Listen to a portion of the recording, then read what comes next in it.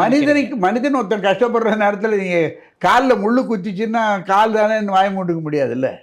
அதே அந்த பிரச்சனைகள் என்பதை அதனுடைய பலன்களை நீங்கள் வந்து எதிர்த்து போராடலைன்னா, மூலதனத்தை எதிர்த்து போராடுவதற்காக இருக்கக்கூடிய ஒரு கம்யூனிஸ்ட் கட்சி, ஒரு செங்கொடி இயக்கம், அல்லது வந்து மூலதனத்தை எதிர்த்து போராட வேண்டிய ஒரு தொழிற்சங்க இயக்கம் அரசியலுக்காக வேடிக்கை பார்த்துக்கிட்டு இருந்தால் அது இத்து போயிடும். ஆகவே நாங்கள் செஞ்சது கரெக்டாக. அப்படி போராட்டங்கள் வரும், இன்னும் வரக்கூடிய காலத்தில் நிறைய வரும். அப்படி வரதுனால மூலதன வரது நின்று போகும்னு சொல்கிற பிரச்சாரம் சரியல்ல என்பது எங்களுடைய கருத்து. இப்போ ராஜஸ்தான்லேருந்து டால்மியா இங்கே தமிழ்நாட்டில் வந்து சிமெண்ட் ஃபேக்ட்ரி வைக்கிறாருன்னா அது லாபம் எங்கே கிடைக்குமோ அங்கே தான் வரும். லா ஆஃப் கேபிட்டலிசமே மூலதனத்துக்கு எங்கே லாபம் கிடைக்குதோ அங்கே தான் போகுமே தவிர, அது ஏன் இங்கே வருது, ராமநாதபுரத்துக்கு போக மாட்டேங்குது? ஆக மூலதனம் லாபம் கிடைக்கிற இடத்துக்கு போகும்.